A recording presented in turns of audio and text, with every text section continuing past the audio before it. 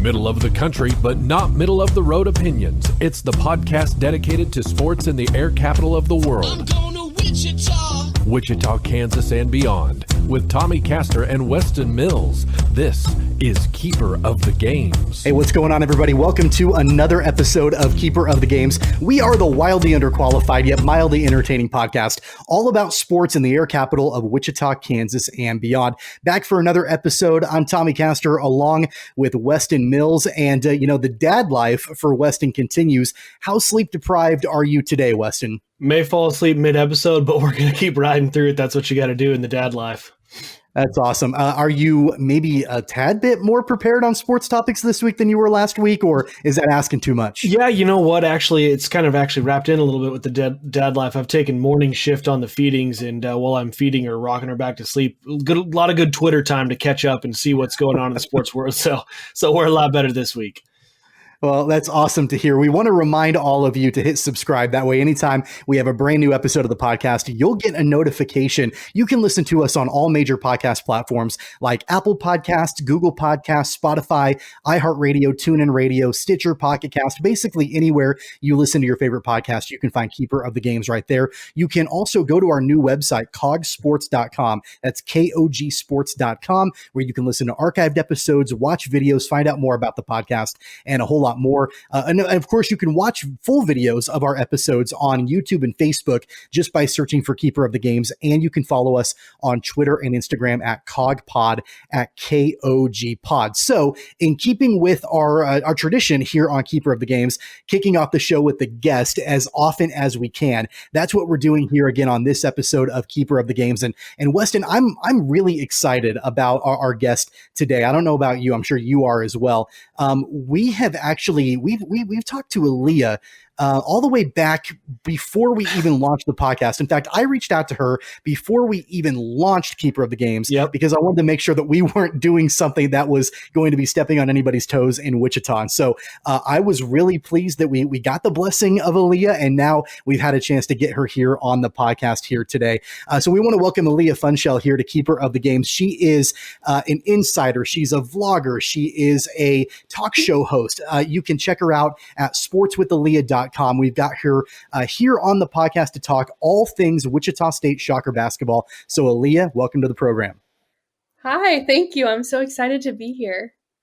Well, we are so thrilled to have you here. We've got a lot that we want to get to here in the next little while on the podcast as it relates to Shocker basketball. Obviously, the Wichita State basketball season kicks off about a week from now. I mean, we're not that far away from the start of the college hoops season in Wichita. But before we get to an outlook on the upcoming Shocker season, obviously the elephant in the room, the topic that everybody in the air capital have been talking about for the last month and a half, and really not just in Wichita, but the world of college basketball been talking about for the last month and a half, is the situation regarding Gregg Marshall and Wichita State University. So it was on Tuesday that it was announced that Gregg Marshall would be parting ways with Wichita State University. He resigned on Tuesday, received a buyout of nearly $8 million, and Isaac Brown will now be leading the Shockers this season as their interim head coach.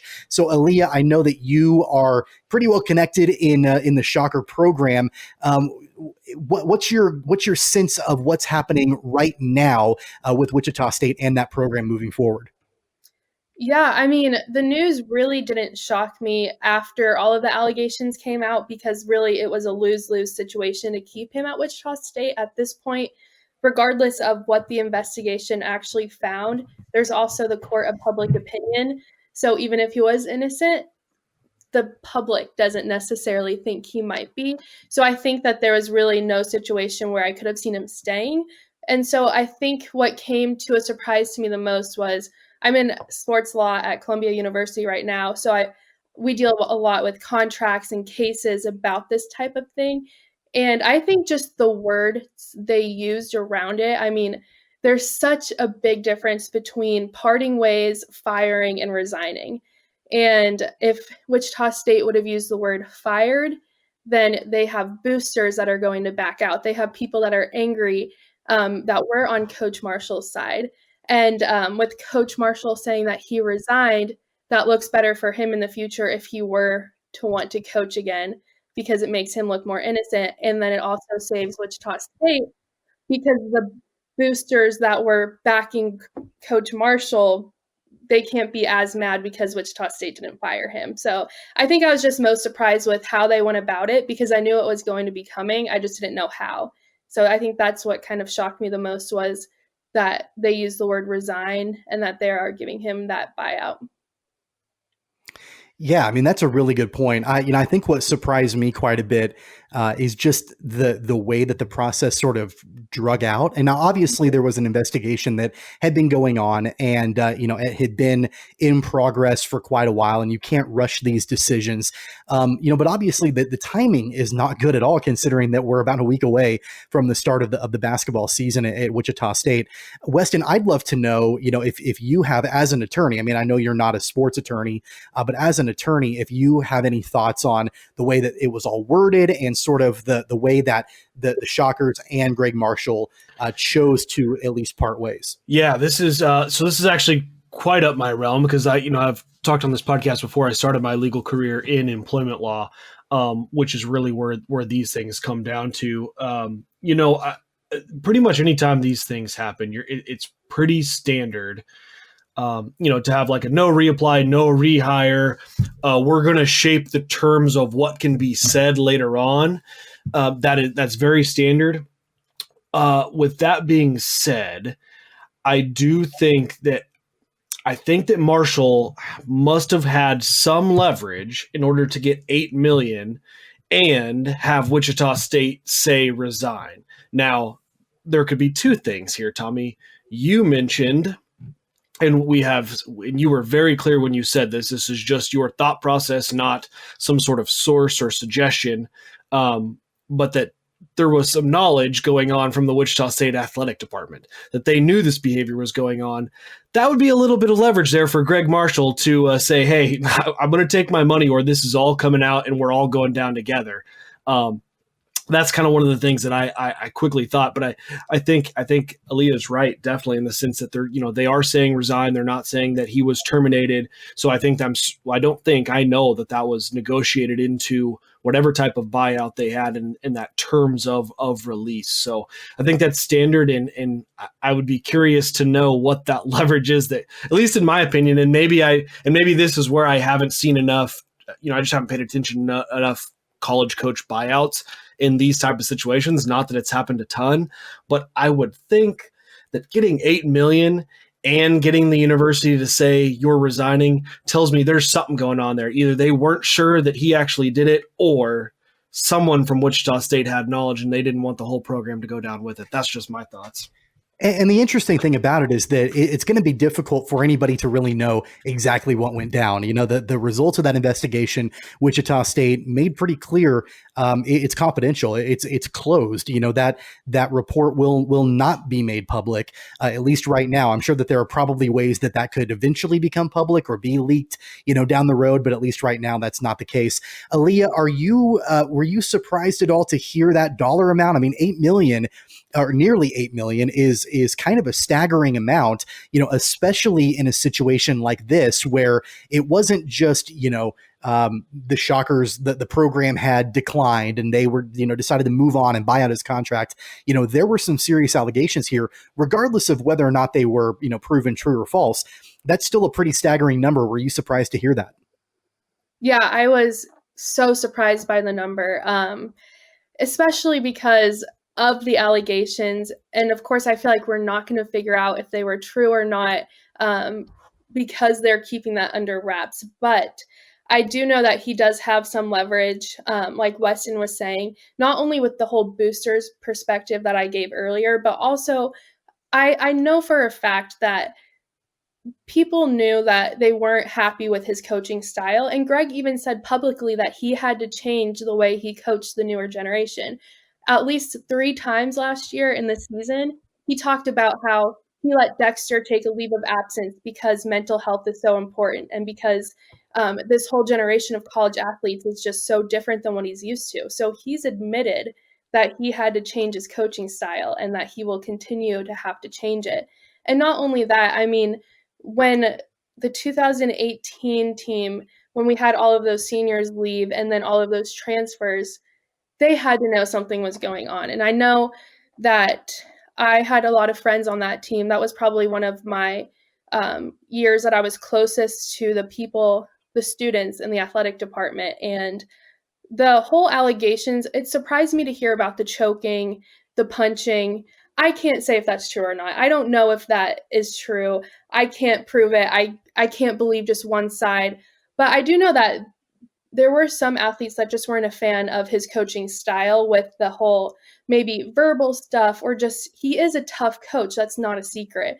So I know that there are people in the athletic department that knew of athletes not really being happy. And it's clear even to the public, there were athletes that weren't happy. So it's kind of on them for not looking into it.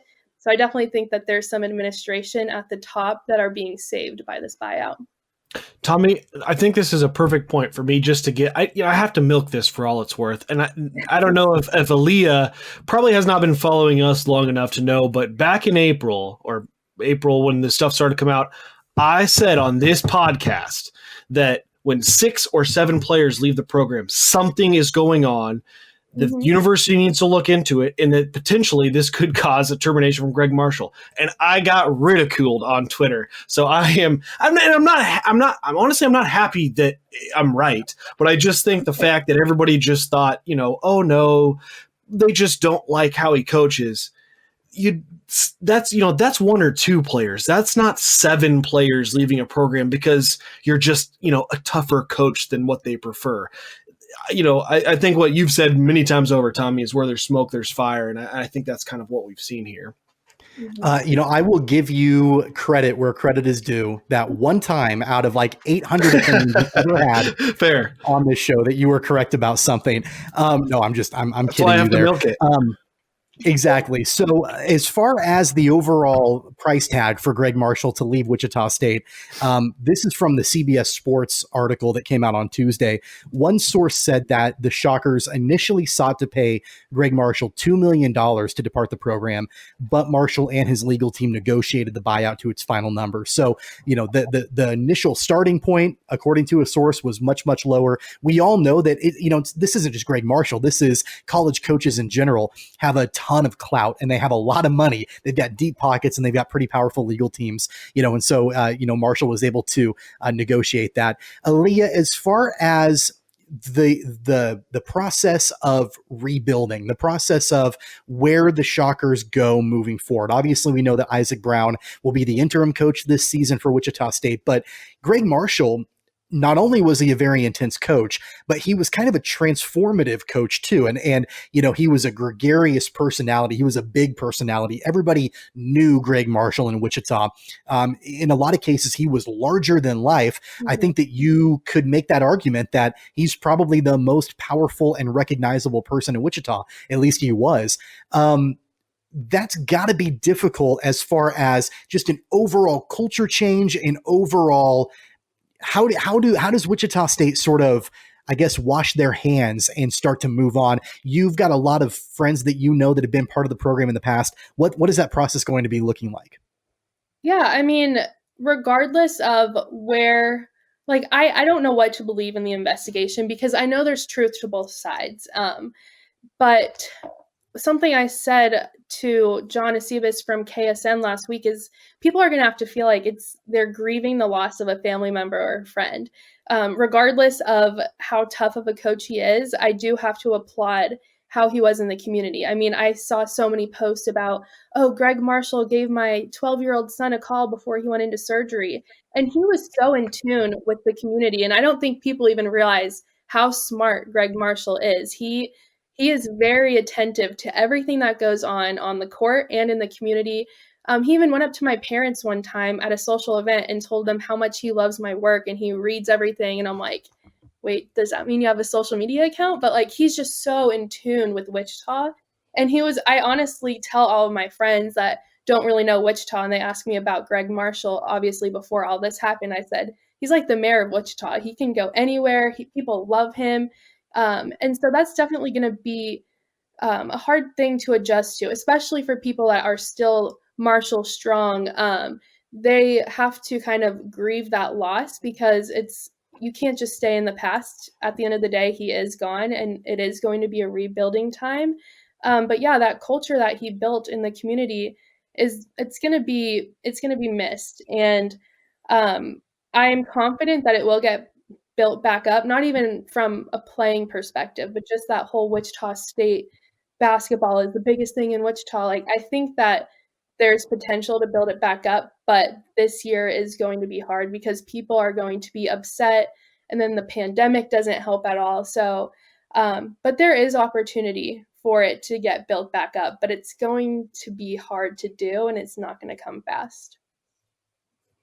Yeah, we know that, obviously there are a lot of challenges that are there for sure, moving forward for Wichita State. And if you take a look back at last season, the Shockers were, 15-1 to kick off the season, right? And then obviously the conference play started, and, things didn't go quite as well for Wichita State when they got into the American Conference play last season. Let's take a look at Isaac Brown a little bit. I don't know, Aliyah, how much you know about Isaac or how familiar you are with him, but from everything that, not only just, people within the program are saying, but former players also are saying too. What are your thoughts on Isaac Brown? Can you repeat the question? You cut out for a while. Oh, did I? I'm sorry about that. My bad. Am I back now? Are we good? Yes. Okay, cool. Okay. Sorry about that. That's my bad. As far as Isaac Brown is concerned, obviously, he's the interim coach this season for Wichita State. What do you know about Isaac? And, if you go look at former players on Twitter, a lot of them are singing his praises. So what do you know about Isaac Brown? Rightfully so. I think he deserves all the praise in the world, and I don't think he got enough attention back when he was an assistant coach, but even as the media. So Gregg Marshall would have weekly press conferences leading up to the games, and I've been attending those for 4 years. And whenever he couldn't do it, it would be Isaac that would step in. And I was just blown away by the amount of knowledge that this man has, not only of the game of basketball itself, but he would do all of the scouting reports. He could watch film and have it memorized and just speak so eloquently about the other team as if he were the other team's coach. That's how smart he is at reading plays and knowing what the other team is going to do and how to coach his team to play against it. He is just so smart, and he is so kind. I can't speak highly enough about him. Like, he is an amazing guy, and I'm excited to see him. I think he could have been a head coach easily anywhere else, like at a smaller D1 school.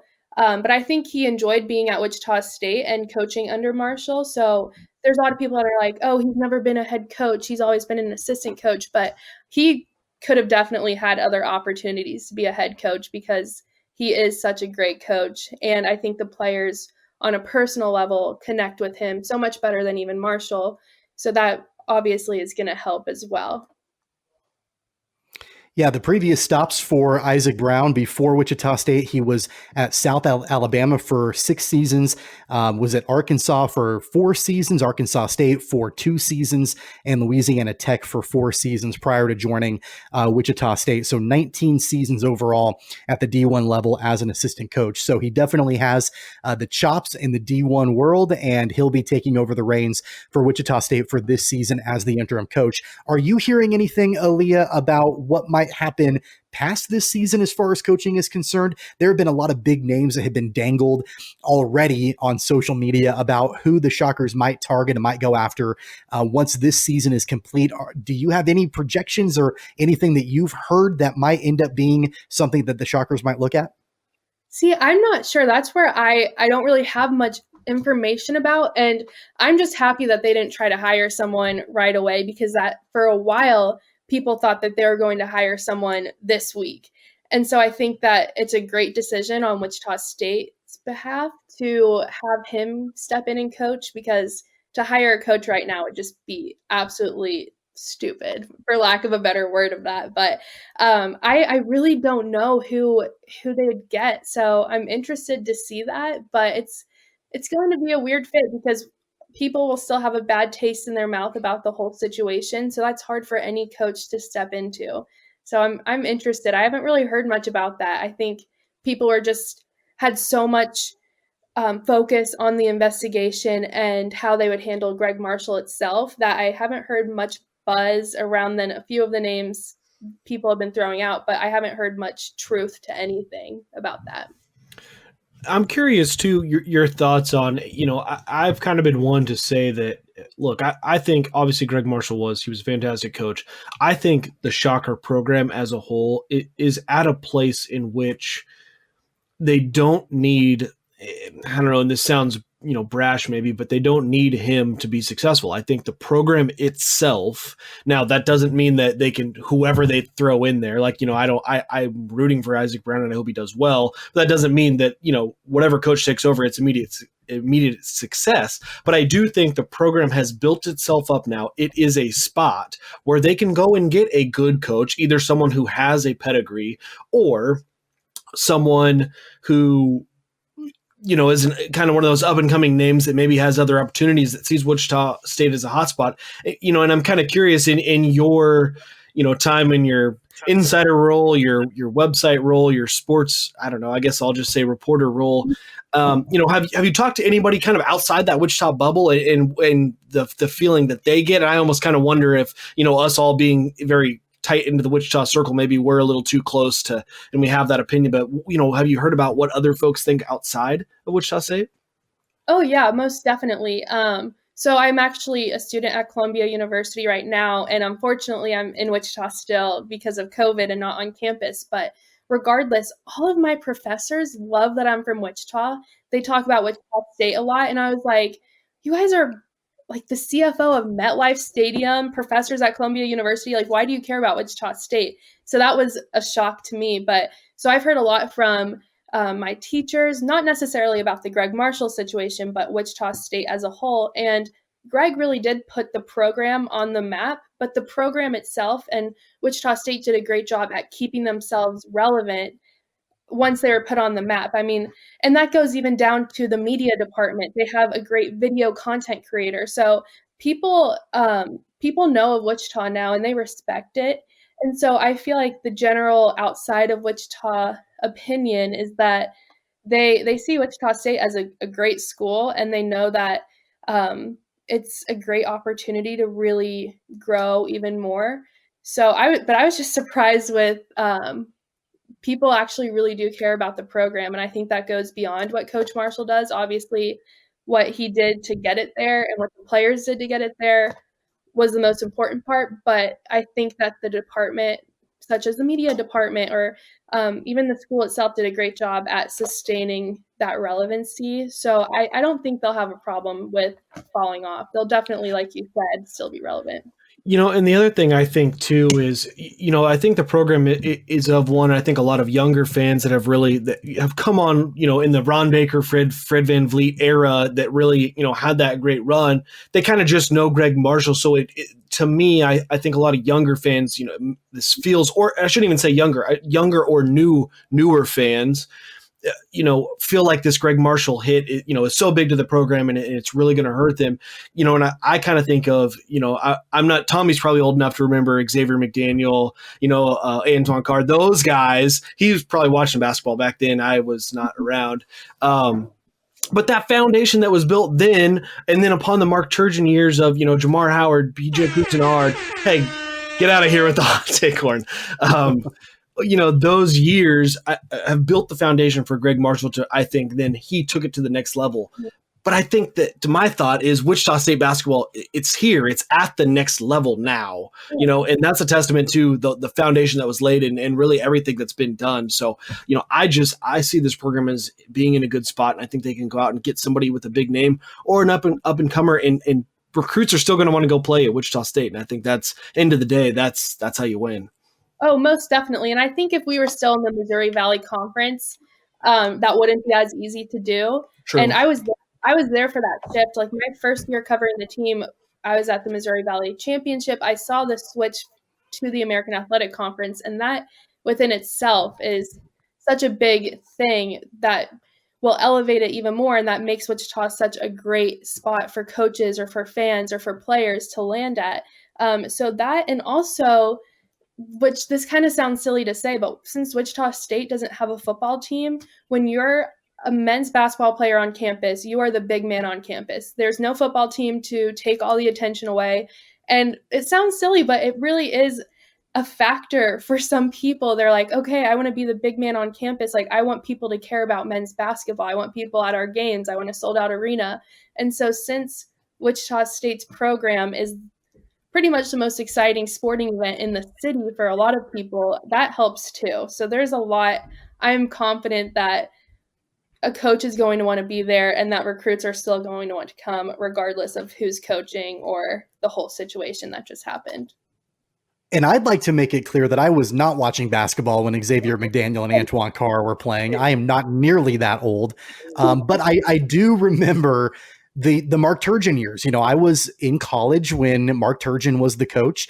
I remember the Sweet 16 run that Mark Turgeon had. But other than that, I mean, even prior to that, Shocker basketball was second rate compared to Shocker baseball. Shocker baseball was where it was at. And so I've had a lot of people that have, accused me of being overly critical of Gregg Marshall during this period. And I'm not going to lie.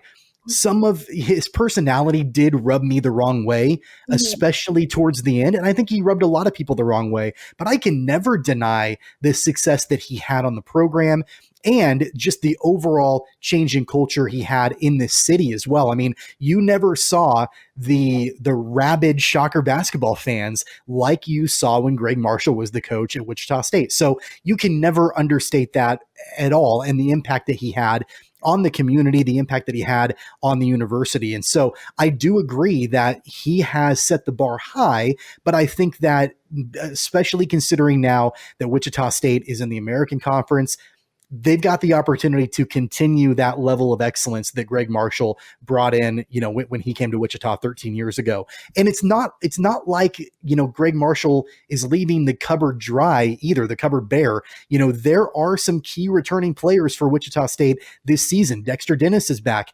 Trey Wade is back. Tyson Etienne is back.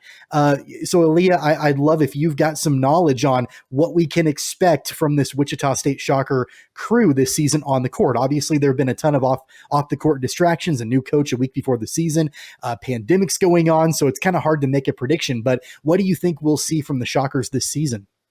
Yeah. I'm not as much in tune with the new recruits as I'd like to be because I kind of, with graduating from Wichita State and thinking I'd be in New York City right now, I was like, okay, I kind of have to distance myself so that all of my readers know that I do other things other than Wichita State. But I know personally, like Dexter Dennis, amazing leader. Tyson Etienne, he has been loyal to this program since day one. Even when everyone was leaving, he made a post saying that he was staying and he believes in the vision of Gregg or the Shockers. And so not only on the court, but off the court, they are just phenomenal people, the leaders that we have next year. And I'm excited to see what they do on the court because Dexter, he could have easily left for the draft. I know that without a March Madness, it's hard for him to get his name out there. So it's great that he'll be back for another season because I think he is NBA material. And Tyson Etienne, he is smart on the court. So he is a playmaker. He is a floor general. So I'm excited to see his elevated leadership translate to the court. And then Josephat, he had to sit out last year, but with an injury, but he is going to be a big factor as well. The big man on the floor, Morris Udeze will be back. So I'm excited. And I think that they've kind of been through a lot as at their time here. I mean, they were the new class when everyone else transferred, so they had to deal with that. And then they had to deal with the pandemic and then everyone else leaving. So I think that they've faced quite a bit of adversity already, and I think that they handled it with grace. So I think that they won't skip a beat, especially because Wichita State did not hire a brand new head coach. So I think Isaac Brown will really help because they all love him. You all see the former players saying how much they love him too. So I think that they won't face too much. They face a lot of adversity, but I don't think it'll get to them. Some of the new players to keep our eyes on for Wichita State, as far as the transfers are concerned, Craig Porter Jr. is a junior college transfer in for Wichita State. Alterete Gilbert, of course, a lot of people talking about him as he's the senior, the 5th-year senior transfer in from UConn. And then a couple freshmen to keep our eyes on as well. Ricky Council IV is a freshman guard. Chauncey Jenkins is a freshman guard. Jaden Seymour is a freshman forward. So there are some new players coming in for Wichita State that should get some minutes for Isaac Brown's crew. That's still weird to say when the season kicks off here in about a week. The last thing that I want to mention, I know we talked about some really good things and what we can look for from the Shockers, but I guess another small piece of negative news is that Sterling Chapman, who was a commit for Wichita State, decommitted in the middle of this Gregg Marshall investigation, and within the last 24 hours has recommitted to Tulsa, which is hard. And I don't want to be critical of a local guy like Sterling Chapman, but it's hard when you decommit and then you recommit to that school's rival. Any thoughts on that, Aliyah? Well, he is a great guy. I've covered him in his high school career, and he's such a great guy, such a great family. And I felt so bad for him because I think he came out with his commitment just a few days before the initial investigation news was released. And I was like, oh no, this can't end well. And I honestly didn't know if he had inside knowledge of, okay, is he committing because he knows Marshall is going to be gone, or is he committing because of Marshall? So I really didn't have many expectations for him staying because I was like, okay, why did he commit just 2 days before this came out? Like, did he know this was going to happen? But so far I've seen Shocker fans have been really respectful of his decision to pull away. And I think one of the news stations, I think, quoted a family member of him saying that it was heartbreaking for him to have to do that. So I know that the love is still there for Wichita, but the fact that he is going to the rival is not fun. But it will still be cool to see him play in the American Athletic Conference. So thankfully, I don't think he will get a lot of heat from Shocker fans because they definitely understand the circumstances. Yeah, Sterling Chapman is the reigning 6A Player of the Year from Campus High School. Of course, Campus had a phenomenal season last year that was cut short due to the pandemic, which was just a bummer for them and a terrible way for that season to end. And then, of course, everything going on with his commitment and then reopening it back up. And then obviously just in the last 24 hours, committing to Tulsa. So yeah, definitely tough for Shocker fans, but best wishes go out to Sterling Chapman for sure. Aliyah, we've really appreciated you being on the podcast. If there are people, our listeners, that want to find out more about you, they want to follow you, or they want to, keep in touch, or they want to watch your videos and all of that, what's the best way to get in contact with you and for them to, basically see everything you've got going on? Yeah, well, I actually recently just changed all of my @names. I retired the Funschelle 18 one that was my @name for years, but I'm at Aliyah Funschelle on Instagram. I do TikTok now. We're also Sports with Aliyah. I have an Instagram and Facebook page. And then Twitter at Aliyah Fun. They didn't have enough characters for Aliyah Funschelle, which makes me sad. But Aliyah Fun it is. But that's where you can find me. If you just type in my name, literally on any social media platform, you'll be able to find me. So my name's pretty unique. I'm not hard to find. And then your website is just sportswithaliyah.com. Is that right? Yep. My website and my YouTube is also Sports with Aliyah. So I'm everywhere. Very cool. Is there anything big you're working on right now, or anything that you want to tease or promote? I'm kind of like now readjusting to knowing that I'll be in Wichita next semester as well. Grad school is very hard, but I obviously should have expected it. It's Columbia, but I have a few applications out there for some really big teams and big internships and jobs. So I'm kind of waiting to hear back on that, but also just trying to find new ways to create content. I do a weekly show called Empower Women in Sports Wednesday. So just kind of trying to get creative and see what my next move is, because I think it's changed so many times since I've graduated college. So we'll see, but I'm still in grad school, so that's been a lot of fun. But I have a few things up my sleeve that I'll try to get worked out soon. That's awesome. I had a chance to watch your vlog about the Buddy Hield jersey retirement ceremony at Sunrise. That was pretty awesome. Great to see a guy like Buddy come back to Wichita. I'm sure that was great. Mm-hmm. Yeah, that was a lot of fun. And just I'm glad to be back in Wichita and to be staying here for a little bit longer because I have such good relationships with Sunrise Christian Academy or the Wichita Wings or literally any team. So I guess it is a blessing in disguise because I get to do some extra things like I did with Sunrise or with some other teams in town. Well, very cool. You're going to do, big things. You already are doing big things. You're going to continue to do, just incredible, awesome things in the world of sports. And we would love it if you came back on the podcast sometime. That'd be awesome. Yeah, I'd love to, especially under happier circumstances. I'd love to come on anytime you need me. I can talk for hours. So whenever you need me, let me know. Now, Aliyah, did I catch before the podcast that you're a Knicks fan? Is that what I was hearing? Yeah, I'm a huge Knicks fan. I'm actually from New York, but we moved here when I was little, but grew up a Knicks fan. Okay, so Tommy, go ahead and get the hot take horn ready because I'm ready. I'm telling you, there are going to be a significant, 7 teams in particular that are going to be disappointed that they skipped out on Obi Toppin. I think that is a fantastic pick.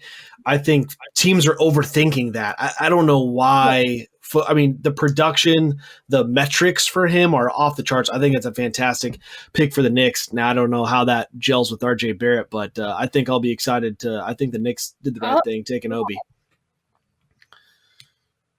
Oh, 100%. I can't wait to watch him with RJ. It was so fun watching my dad watch the draft because I don't think anyone expected Obi to be looked over for that many rounds or for that many picks. So I was just like, what is going on? It was even more exciting watching my dad because he's the biggest Knicks fan I know. He's like what got me into sports in the first place. So it was so fun watching him. And if he's happy, that's how you know it's going to be good. So I'm excited. It's good to know. Ain't no stopping Obi Toppin. Hey, I'm not going to hit that hot take horn because I actually agree with that take. I think that's a great pick for the Knicks for sure. Hey, Aliyah, thank you again so much for being on the podcast. And like I said before, we'd love to have you back and just best wishes moving forward. And again, thanks for being on. That's Aliyah Funschelle with sportsfromaliyah.com joining us here on Keeper of the Games. Really great to have her on, and her knowledge of Shocker basketball is immense, and getting her insight and everything was pretty awesome. Speaking of Shocker basketball and former Shocker players, we're recording this as the NBA draft is going on. And Weston, you've got some breaking news regarding a former Shocker star. Yeah, so the Clippers are sending Landry Shamet to the Nets in exchange for Luke Kennard, and it looks like the number 19 pick. So obviously some pretty lofty evaluations for Landry Shamet there as he heads to Brooklyn to play with Kevin Durant and Kyrie Irving. Yeah, it sounds like, I don't know a lot about the NBA, don't follow it super closely, but it does sound like what's building there in Brooklyn is pretty big, with the talk that James Harden could very well end up there. And now obviously Landry Shamet, is going there to play with Kevin Durant and Kyrie Irving. That's pretty big news for the former Shocker star. Yeah, no, absolutely. It should be a good opportunity for him to really fill a role for a team that, you'd think, regardless of whether they get Harden or not, has a good chance to compete for an NBA title next year. So good. That's probably a pretty good landing spot for Landry. The other shocker, I guess not really Shocker basketball news, but Wichita college basketball news is that everybody in the city was waiting with anticipation for March Madness 2021 when Wichita would be a host site for the NCAA basketball tournament, just like Wichita State was back in 2018. Unfortunately, earlier this week, the announcement was made that will not be happening, that as of right now, the NCAA tournament will be held in one singular site in Indianapolis, which will mean that host cities around the country, including Wichita and Intrust Bank Arena, will not be a host site in 2021. However, Wichita is still on the list for 2025 for the first and second rounds. Obviously a disappointing story, disappointing news, but probably not all that unexpected, right? No, I mean, I think that's obviously the easier it is, it will be more easy for the NCAA. I really botched that. It'll be easier for the NCAA to streamline, this tournament if it's at one host site as opposed to all over the place. So I think everybody was kind of expecting it. I think even though as we're, maybe thinking we're looking towards the end of this pandemic, I think it's still the smart move. Do it now, get it set up, and then kind of reset, again in 2022. Yeah, absolutely. And I'm not sure if do you still have me? Can you still hear what I'm saying? Yep, I got you, Tommy. Okay. I'm not. Sounds good. I lost my video, so hopefully I'm going to try to get that back here in just a second. But yeah, definitely a bummer that Wichita will not be a host site for the NCAA tournament. I'm really excited to move on to our next topic, and we're away from college basketball, talking about NFL football now and the Kansas City Chiefs, because this week is a big week, Weston. We're going in to Raider week. Obviously, the Chiefs were on a bye this previous weekend, but now they're going to be heading toward Las Vegas for that big primetime matchup on Sunday night. And there's a lot of drama going on leading up to this game, especially involving the head coaches, Andy Reid and John Gruden. You probably know more about it than I do. And so if our listeners have been living under a rock and they don't know what's going on between these two, maybe you could explain it. You probably know it better than I do. Yeah, so I mean, basically after I almost said Oakland, the Raiders came into Kansas City in, I think that was week 4 and beat the Chiefs. The word on the street was, or there were people saying, that the Raiders in their buses took a victory lap around Arrowhead Stadium. Obviously, that being the first time the Raiders had won in Arrowhead in I want to say it was 7 years, but I'm not sure, but quite a while. Obviously, the Raiders just had not beat the Chiefs, in general, regardless of location, a while. So they took that little victory lap. There wasn't a lot more information given about it. Well, obviously, as Chiefs Raiders week is upon us, the reporters asked John Gruden about that, to which he was pretty, snarky with the reporter, and he added that he's like, oh, I don't know if that's what it was. He made some weird comment about maybe the bus driver made a snide remark to them, so they made the bus driver drive around Arrowhead, and it didn't even make any sense, and he ended it with next question. So obviously he wasn't, I don't know what happened with that, but he didn't enjoy the question. But then, which I don't know if you saw this, Tommy.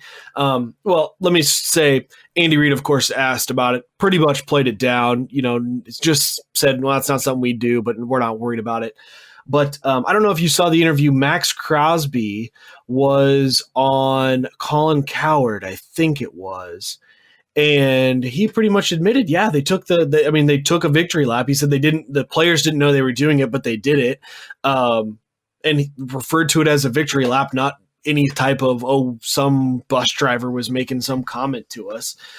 So I don't know about Gruden, but this is one of those things where often, I kind of laugh, think, the media, the fans play into these kind of things more than the players are really paying attention to. I don't know if that's the case here. I mean, the Raiders-Chiefs rivalry goes back deep. And to do a victory lap around the reigning Super Bowl stadium, in their hometown, I think the Chiefs are going to be fired up about this. I really, really do. And we're going to get to predictions, but I think there's going to be some serious bulletin board type chippiness and zestfulness of the Chiefs when they're scoring. And I think this game is going to be a fun one to watch. I just think that, John Gruden probably could have come up with a better excuse. Like it's kind of a lame way to explain it, because like logic would tell me, he made the comment that the bus driver said something, smart ass. So what, then the Raiders made him drive around? Like, that doesn't make any sense to me. I think simply what happened, and you alluded to it, was they won. And I'll be honest, back in week 5, I know you watched that game, so did I. The Raiders wanted to win more. The Raiders played a better football game. The Raiders they were the better football team on that day. They wanted to celebrate it. They wanted to take a victory lap. If I'm John Gruden, own that. Like, own the fact that's what you wanted to do, instead of trying to make some lame lie about it. That doesn't make any sense. But I absolutely agree with you that this is going to fire up the Chiefs for sure. Andy Reid is 99.9% of the time unflappable, right? He doesn't really let things get to him. And the fact that he even referenced it in the first place, the fact that he even entertained the idea that something like this, I don't want to say bothered him, but he noticed it, right? And the team noticed it. And, it's something that, he had to be, put on the record by saying, look, that's just not something that we do. I think that speaks volumes because a lot of times Andy Reid doesn't speak to things that are outside of the actual game of play. And he tries to walk that tightrope, where he's not, he's not, saying anything negative about another team or another coach or anything like that. So I think that speaks volumes to what's actually going on here. I do too, and so I can't hold back my prediction now. I'm making my prediction. Get that hot torn. I think the Chiefs hang 50 on the Raiders, and I think it'll be 56 on the Raiders in Las Vegas. And I think in two reasons. I there's no way for me to prove this, but I was ready to come on this podcast and make this prediction earlier today, yesterday. Now, obviously, the second part to the drama that is unfolding before the Chiefs-Raiders game is apparently pretty much the entire Raiders defense is on the COVID list right now. It sounds like one player, Cleveland Farrell, it tested positive, so pretty much everybody had to quarantine. Everybody could be back, but they essentially won't be able to practice this week. I think that's very significant. I think you've got a disgruntled Kansas City Chiefs. I think you've got a coach who doesn't normally get pissed, who is a little bit pissed and is willing to keep the throttle down when he otherwise wouldn't. And then you've got a bad Raiders defense who's not going to practice all week. I mean, I think you are setting up for an absolute, just smashing this week in Las Vegas. And let's talk about the fact, too, that these are the defending Super Bowl champions and the fact that the Raiders have already beat them once. And, if Andy Reid hates anything, he hates losing to division opponents. And he especially hates being swept by division opponents. And so that's something that I guarantee you, as soon as the Raiders left Arrowhead Stadium in week 5, that Andy Reid circled the trip to Las Vegas on the calendar. And I guarantee you that Patrick Mahomes, I guarantee you every player, said, we are not going to get swept by these guys. We already let them come into our house. They were the better football team. They won the game. Now it's time to repay the favor and go out to Las Vegas and actually lay one on them. So do I think that the Chiefs will lay 56 on the Raiders? I don't know if it's going to be quite that much, but 56. But I really do think that Kansas City will win by a healthy margin. I know the Raiders are an improved football team. They're better. They've won some good games over the last few weeks, and they're inching closer, to the Chiefs in the AFC West standings. But this game, number one, it's got stakes now because of where the standings are. And number two, it's got bulletin board material, and the Chiefs are coming off a home loss to their division rival. This is probably the most motivation up to this point this season that Kansas City has had. So I think they're going to win. I think they'll win by 3 touchdowns. I don't think they're going to put up 56, because then that would mean that the Raiders are going to put up, a score in the 30s. But I think it's going to be more like a 42-21 victory for Kansas City in Las Vegas is my prediction. Yeah, I'm sticking with 56-38 is what I was thinking before I came on here. But the other thing too, I think, to add to this, this is a little bit of fuel for the fire for the Chiefs. Remember the very beginning of the season? I don't remember what game it was now. It might have even been week 1. But remember when Patrick Mahomes was listed as number 5 on the top 100 NFL players list? He threw all those touchdown passes, and you saw him go on the sideline 1, 2, 3, 4, started counting it on his hand. Or maybe, I guess it was number 4, right? And it's just like, that kind of stuff fuels him. It really does. And I think this is going to be something that fuels him as well. So I'm excited. I think the Raiders are going to be, I just don't see how they were going to stop the Chiefs with the way they're, as bad as their defense has been over the last few weeks. And then you add in the fact that they can't practice this week. I think that's a disaster. And particularly, and I mean, of the one person who will be out, Cleveland Farrell having the COVID test. If you remember in week 4, the way they disrupted the Chiefs was by not bringing pressure, but that their actual front four were just able to get to Patrick Mahomes without having to add that extra, blitz package that run those stunts. They didn't have to do that. They've got one of their better pass rushers out this week, and who knows with anybody else. So I just think that it's going to be a ton of points. And yeah, sticking with my 56. The biggest question mark in my mind in this game is what the Chiefs' run defense will look like against Josh Jacobs. The Chiefs haven't played in a couple of weeks. Their last time out, obviously, they were playing against Christian McCaffrey. And, McCaffrey kind of had his way with the Chiefs' run defense. That's been a question mark all season. Josh Jacobs has had success, especially in the last couple of weeks. I know that he had over 100 yards rushing against Denver last weekend. So that's going to be the biggest question mark about whether or not the Raiders can hang with the Chiefs. Now, if the Chiefs are able to jump out to a big lead, then the Raiders are going to have to abandon the run game, and you're going to have to put it in Derek Carr's hands, and there goes Josh Jacobs. So that might be the way to sort of alleviate a little bit of that, but definitely the question mark that I have going into this game. But again, the motivation that Kansas City has, I would be absolutely shocked if they leave Las Vegas without a convincing victory against John Gruden and the Raiders. I would be absolutely shocked if that happened. Yeah, no, I think you nailed it, though. I really think going back to Josh Jacobs, I think game script, I know I have probably used that word too many times in this podcast. People are sick of it. But, truly that is right? If the Chiefs get out to an early lead, and we all, I think, are expecting that, or at least going to be putting points on the board, the Raiders just aren't going to be able to utilize Josh Jacobs in the way that they want to. But on the flip side, that's the way another way the teams have had success against the Chiefs is ball control, grinding it out, going 3 yards a pop with Josh Jacobs, taking a 10-minute drive, their first possession, and hoping to just keep Patrick Mahomes off the field. And that's really the way to go. So that would be the flip side. But I really think, especially as I've already made my prediction, that game script is going to take Josh Jacobs out of this game. Well, it's a primetime game, Sunday Night Football this Sunday.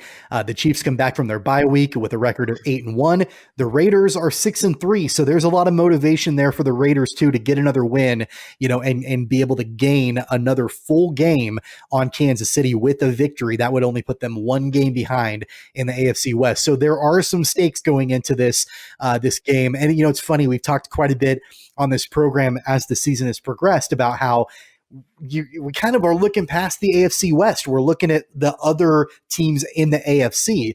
But the Raiders have quietly put together a pretty good season at 6-3. So a lot of motivation there for both teams on Sunday. The other quick Chiefs note before we move on, we alluded to this a few months ago when there were sources that were reporting this was going to happen. It's official now. Andy Reid and Brett Veach have both signed contract extensions to remain with the Chiefs. It goes back to what, Weston, you and I have talked about over and over on this podcast, the continuity, the culture, building that dynasty, keeping the guys at the helm around for another several years. It leads me to believe that Andy Reid is fully content to retire as a Kansas City Chief. Yeah, no, absolutely too. And I was thinking about this the other day. And maybe this isn't some big thought, but I guess as a lifelong Chiefs fan, I just thought, Andy Reid, he's going to go into the Hall of Fame as a Chief, isn't he? I guess he won the Super Bowl. Maybe that sealed it right then and there. But I think a lot of people outside of Kansas City, think of Andy Reid first kind of in his Philadelphia days. He spent so much of his career there, and really kind of is, obviously it's just been the last, 7 seasons? Yeah. In Kansas City, maybe not that long. But he's going to retire as a Chief, I think. And I think he's certainly going to go into Canton wearing that red hat and maybe that cloudy face visor that he's worn a couple games. Yeah, no, you're absolutely correct. That's just a huge deal as far as getting that culture there, and keeping it complete. It's kind of funny because, I didn't realize that Andy Reid, we know he's won a lot of games in Kansas City, but I didn't realize he's won 70% of his games while he's been the head coach of the Chiefs. That number is just insane. Like, I would have thought he would have won, I don't know, somewhere in the 60%, but not 70%. That's pretty impressive. He's 85-36 with the Chiefs, which to think that we've only lost 36 games since he took over in 2013 is just bizarre. Right. Especially knowing the struggles we had between Dick Vermeil and Andy Reid, the carousel of coaches and just absolutely abysmal seasons that we had during that time frame. So it's nice to have that stability and really, I think a lot of fans kind of focus on Andy Reid, but really Brett Veach, I think extending him, I think is probably one of the more important things. That's how you build a dynasty, and that's how you build that certainty even beyond the Andy Reid years, because Brett Veach and Patrick Mahomes are still going to be in Kansas City, and folks want to gravitate to that. And, I guess one more quick side note then on the Chiefs too. I don't know if you saw, Tommy, but the Chiefs signed DeAndre Baker, who was the Giants' first-round pick just last year, after his whole debacle. But, I'm sure he had about 10 teams after him, and that's the Patrick Mahomes effect. That's the Andy Reid effect, is that he chose to sign with Kansas City, take a spot on the practice squad just to get him up to speed and then come play here, as opposed to, I'm sure he had probably more money and more offers elsewhere. So that's the kind of effect signing these guys long-term and keeping Patrick Mahomes in Kansas City does. And we've talked quite a bit about how the Chiefs could use some secondary help, and DeAndre Baker is, definitely a playmaker and can do that for sure. But yeah, I think it was Sam Mellinger from the Kansas City Star that tweeted when they signed DeAndre Baker, something about how Patrick Mahomes has flipped to the reality of the NFL so much that now the Chiefs pretty much have first right of refusal. On that was Sam. Anybody that is available out there. That's kind of the way that it works now in Kansas City. It's kind of an abundance of riches for sure with the Chiefs, and that continues with Andy Reid and Brett Veach. Let's get into college football here very quickly on Keeper of the Games. Just a quick side note, there's really not a whole lot to talk about here other than word came down on Wednesday that the Kansas Jayhawks and Texas Longhorns will not be playing their football game on Saturday due to COVID-19. That game is going to be postponed, and it's been rescheduled for December the 12th. No time or TV designation yet, but definitely something that the whole world is experiencing right now, and us and all of us in this country are experiencing the surge in COVID-19 cases, and it looks like there's at least one position group at Kansas that is dealing with an outbreak and contract tracing, and then just injuries, and they don't have enough people to be able to play that game on Saturday.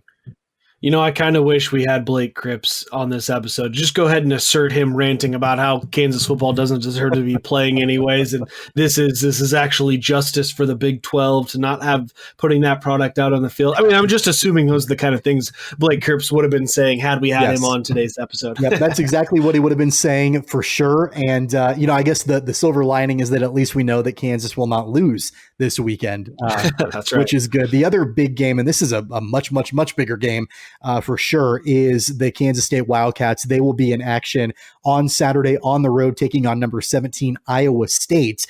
The Wildcats are one game back in the Big 12 right now with a record of 4-2, and they're one game behind Iowa State, who is 5-1. The Wildcats are not out of the Big 12 race at all, but they need to get this win on Saturday on the road against Iowa State. What are your thoughts going into this matchup?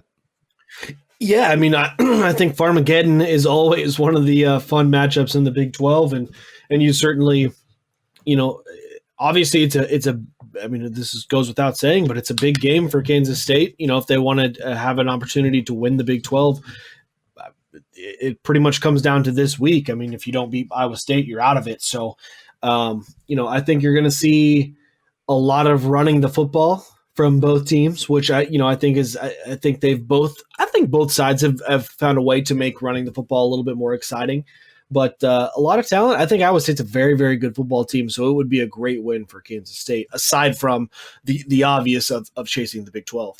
Yeah, the one thing that Kansas State is really going to have to focus on, and this is a huge thing, is that Iowa State probably has the best running back in college football, well, at least one of them in Breece Hall, who is a Wichita guy.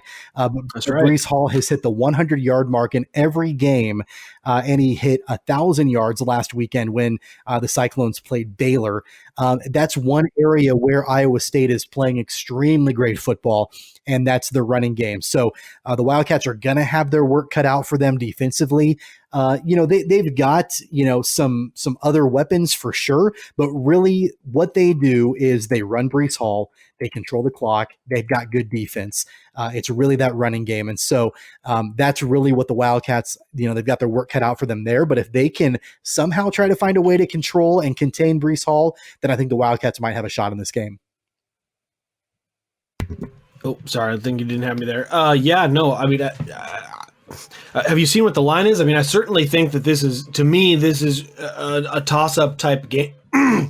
A toss-up type game, and it definitely, we kind of talked about with the Chiefs and the Raiders, potentially one of the ways to beat the Chiefs is ball control. I think you have two teams here in Iowa State and Kansas State that both want to control the ball, and so I think efficiency, obviously in the red zone, becomes just so important in which team can really capitalize when they have those opportunities, because I think it's going to be limited by both teams really controlling the ball and the possessions being limited by both teams' running games. Yeah, no, without a doubt. The game is at 3:00 Central Time on Saturday. Kansas State travels to Iowa State. I think the line right now is Iowa State by 11. Isn't that what it is? Really? I did not see that, and I'm fairly surprised, to be honest with you. I believe that at least last I looked, it was the spread was 11. And so I wouldn't be shocked to see Kansas State cover that. I think that it might be a touchdown game. Obviously, if Breece Hall gets going, and runs wild, it won't be that close. But I don't know. I think the Wildcats have a chance if they can stick to that game plan and do what they can to at least contain Breece Hall up in Ames. That game is coming up on Saturday. All right, let's go ahead and get into our Wichita Whip Around here on Keeper of the Games. And we want to start just by talking very briefly before we get into the college football world. This is something that just came down in the last couple of days. In fact, actually just today, the executive board of the Kansas State High School Activities Association, KSHAA, they voted on Wednesday to delay the start of the winter sports season to January 15th. So they're recommending that right now, where, the winter sports like basketball will be postponed. The proposal also excludes fans from watching games. And then, at least for the first couple of weeks, masks are going to be mandatory as well. It would also reduce the basketball season to 13 games, bowling to 8 matches, swimming and diving to 6 per athlete, and wrestling to 12 events. So teams will be able to practice until right before Christmas, but then they wouldn't actually start the season until January 15th. So a little bit of a delay here. So the executive board approved that proposal. Now it's going to go to a special board of directors meeting next week to see if that's actually going to be happening. So it could very well be that at least winter sports around the state and in Wichita could be delayed until the 15th of January. Yeah, I think it's really unfortunate that it actually could shorten the season. I mean, cut off the number of games, and that they can't figure out a way to kind of smush all those games in there. But I mean, from a moving it back standpoint, I think it makes a ton of sense. I tread lightly when I make these comments because I know obviously this virus unfortunately has become pretty politicized, but we are right on the edge of having a vaccine, and we really, I don't think any of us know what that looks like. I mean, is it a get it and the world kind of unlocks a little bit, or is it a, hey, yeah, we have it, it's going to go in small doses and waves, and no, we're not going to be ready and expect that in January high school basketball players need to be going through all the same protocols, or we're potentially looking at, hey, we're back to 80% normal life, and the fact that we pushed it back to January now allows really those athletes to enjoy, I think, their season much more, even if it comes at the cost of, 2 or 3 games out of the actual schedule. Yeah, it's so hard to tell, about what the next couple of months are going to look like. I mean, it's been hard to tell that since the very beginning of the pandemic, right? But especially now, like you said, a vaccine hopefully is around the corner. And, as this virus goes on, obviously we're seeing a surge of cases, but also we're seeing some, opportunities for more rapid testing and more available testing and things like that. So I'd like to think, and this might be Pollyanny of me to think this, but I'd like to think that we're maybe close to turning it around? I don't know. I mean, I'd like to think so, but at the end of the day, that's kind of where we're at right now with winter sports around the state. So no guarantees on anything, but we do know that next week, the board of directors for KSHAA will vote on whether or not to delay the beginning of the winter sports season. We've been talking about Wichita area high school football for a number of weeks now, especially as we've gotten into the playoffs. And this week is no exception. We want to make sure that we talk about what's going on in the world of high school football playoffs. Last week, sectionals occurred, and for some of the teams in our area, there were some really good results. So Derby, they took down Lawrence by a score of 40-20 in the sectional round. Lawrence was the top-ranked team in 6A. This was Derby's first road playoff game in 3 years, and they went to Lawrence. They won that game 40-20. Obviously, you and I, Weston, have talked quite a bit on this program about the adversity that Derby has had throughout the course of the season, but they definitely looked like a team that belonged in SubState after that victory in Lawrence on Friday. Yeah, it's hard to make a statement win in the playoffs because every win is a statement, but that kind of feels like a statement win as they're trying to close out this state championship run. Yeah, so again, they took down Lawrence by a score of 40-20 in the sectional round. They will face Junction City in SubState in 6A. So that's definitely a game to keep our eyes on this weekend. And then in 5A, this is going to be just an insane matchup. And I want to tell you that matchup in just a second, but I'll tell you how we got to this matchup here right now. Wichita Northwest, they beat Cape and Mount Carmel, ending Capen's season, which was kind of a dream season. We talked about that.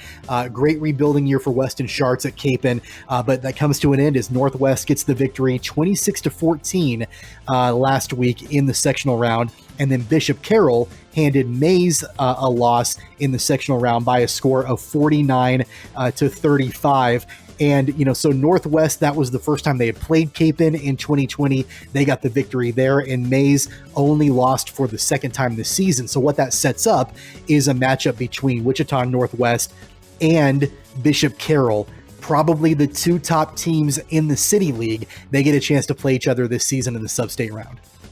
Which is a lot of fun because those are two high schools that are in Northwest Wichita. So I'm sure you've got a lot of kids that are on that Northwest football team that are bumping in and running into the guys on that Bishop Carroll team. So that does create for a pretty, energizing environment, and I think that'll be a heck of a game. Yeah, it will for sure. So I guess you can call that the Battle of Tyler Road. Between right. between Northwest and Bishop Carroll. That's just going to be such a great game, just a fun game for those two teams for sure as they're facing off against one another. Definitely the top echelon of the City League will be happening this weekend between Bishop Carroll and Northwest, and I can only imagine who you're rooting for in this coming game. That's right. Well, I've said it 100 times over. I'm always rooting for my guy Mark Marinelli over there at Northwest, so definitely pulling for them to take down Bishop Carroll. In 4A, the closest teams to Wichita that are playing in Sub-State against one another, Arkansas City travels to play McPherson on Friday. So that's the Sub-State game in 4A. And then in 3A, we talked about it. We telegraphed it last week about how crazy it would be to see an Andale Collegiate matchup. That's what we're going to see this weekend as Collegiate. They were able to beat Southeast of Saline last weekend. Final score of that game. I don't have the final score of that game. Do you know the final score of that game with Collegiate and Southeast of Saline? I also don't have it. So it looks like, 27-22 was the final score there. Collegiate beat Southeast of Saline. Collegiate was actually down in the fourth quarter by a score of 22-21, and they were able to score a late touchdown to win the game 27-22 against Southeast of Saline. That leads to that big matchup between Andale and Collegiate. Obviously, you're an Andale guy, but that's going to be a fun game to watch between those two teams. Yeah, I don't know anything about Collegiate's style of play, but Andale is going to run that football right down the middle, and I think it should be.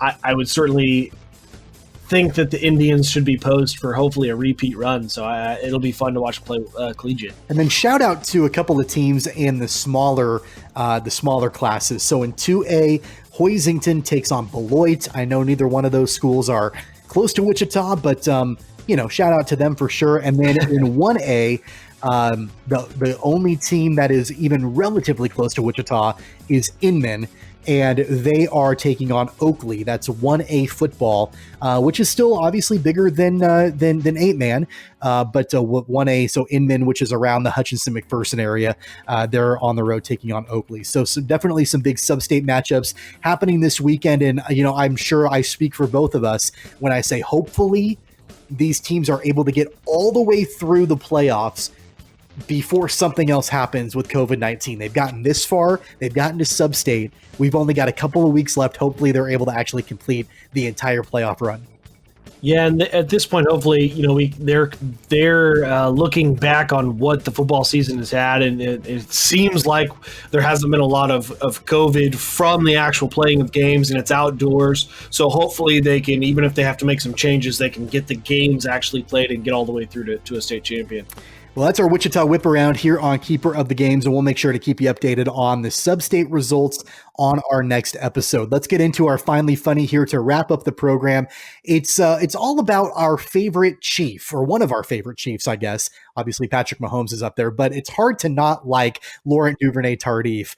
Obviously, he's setting out this season, not playing, and this isn't the funny part. I mean, obviously, he's working very, very, very hard on the front lines, battling the pandemic. He decided to set out the season so he could actually go back and help people in Canada, as they're recovering from the disease, or those that have been afflicted by it. But it is a little bit amusing as we found out that some of his attire, his medical outfit, is actually in the Pro Football Hall of Fame. Your thoughts on that? Yeah, I don't know. It's just, I think that's kind of fun. Again, you're right. Like, we're not making fun of him for doing what he's doing, but it's funny to think that there's going to be a pair of scrubs, in Canton, Ohio, enshrined in the Pro Football Hall of Fame along with his lab coat. So that's really fun and really cool for LDT to be recognized, for something, and especially for a player who probably won't wind up in the Football Hall of Fame for any other reason. So. Just a really, really cool story, I think, all the way around. Yeah, it's pretty awesome. I mean, you look at that picture, what's on display in Canton. He's got, his lab coat. He's got his scrubs that has the Arrowhead logo on it.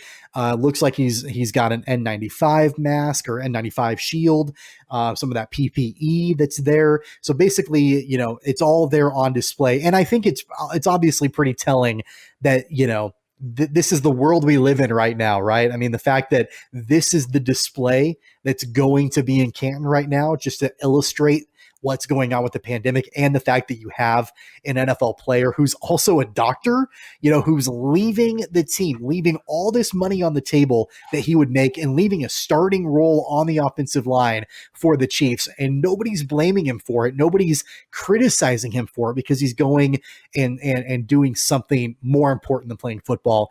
Again, it's not funny. It is a little amusing. You got a lab coat and scrubs in Canton, but overall, the whole thing is incredibly inspiring, and I can't wait for this pandemic to be over with for a number of reasons, but also to get LDT back in Kansas City, back playing football, and I can only imagine the ovation he's going to get when that happens. Yeah, no, absolutely. I mean, I think he was quickly becoming a fan favorite as much as an offensive lineman can, and this is only going to elevate that. So getting him back at Arrowhead will be great. And I do kind of feel like having those scrubs and stuff in Canton, it's kind of fitting, right? Because, I know that once we get past this, I think I'm going to be ready to just move on, not think about it. And then it's one of those things where, years down the road, or however long each individual takes, you're going to want to come back and look at it like, oh my gosh, I remember that. That's incredible that, so it's kind of the perfect place. And that's kind of the crossroads, I think, of, us putting this in the Finally Funny, and yet it just being like, hey, there's some humor to it. There's some heart warmth to it. And there's just some, amazingness to it all the way around. So just real cool story for Dr. Laurent Duvernay Tardif. Yeah, that just shows that guy is so much more impressive than I will ever be in life. He's an NFL player and he's a doctor, and I'm not either one of those things. So definitely it shows me how how inferior I guess I am compared to LDT. But no, that's awesome. That's our Finally Funny here on Keeper of the Games. Once again, just a special thank you to Aliyah Funschelle for being on the program here today. Make sure to check her out, her website, sportswithaliyah.com, and connect with her on social media. Also, she's doing some really great things. And the thing that's crazy, Weston, that we didn't even talk about is the fact that, she mentioned that she's still in grad school. But, I know the conversation is how old I am, but how about how young she is and the mark that she's already making in the sports world? She was one of the biggest insiders for Wichita State basketball before she graduated from WSU. So already doing some big things, and I can't imagine where she's going to go in the future. Yeah, that's the hustle you got to have to break into the industry, and not just break into the industry with a Wichita sports podcast. To do it on a much bigger level, like you can tell she has aspirations to do. You got to have that hustle, I think, from day one that she definitely has. Yeah, and it's great that she humbled herself enough to come on our lowly little podcast. But Tommy, I don't know if you told our listeners, but she was very excited to listen to Old Man Tommy's. She remembers him from way back when she was a child, and he was on the radio. And yeah, that makes me feel incredibly old. Yeah, she did. If you go to our Twitter exchange, she did say that she used to listen to me when she was a kid on the radio all the time, and that made me feel incredibly old. Thank you for pointing that out again. I really appreciate that. I got to take my shots when I can. Now that I'm, as my dad pointed out, I'm approaching my middle age. I got to attack the guys older than me, I think, to make me feel better about myself. Yeah, we have, we basically pointed out multiple times about how much of an ageist you are and how you commit ageism all the time. Let's not forget, everybody, that you're only 3 years younger than I am. So I'm not that much older than you. But again, that's, the facts get in the way of a great story. That's usually the way it works. And we want to remind all of you to hit subscribe. That way, anytime we have a brand new episode of the podcast, you'll get a notification. Again, you can listen on major platforms like Google Podcasts, Apple Podcasts, Spotify, all the major ones. You can listen to us there. You can also go to our website and listen to archived episodes and watch videos at cogsports.com. That's KOGsports.com. Of course, you can follow us on Facebook and YouTube and watch videos there by searching for Keeper of the Games, and follow us on Twitter and Instagram at CogPod. That's at KOGPod. Weston, what is your Twitter handle? At WMills94. All right, you can follow me at Tweets from Tommy.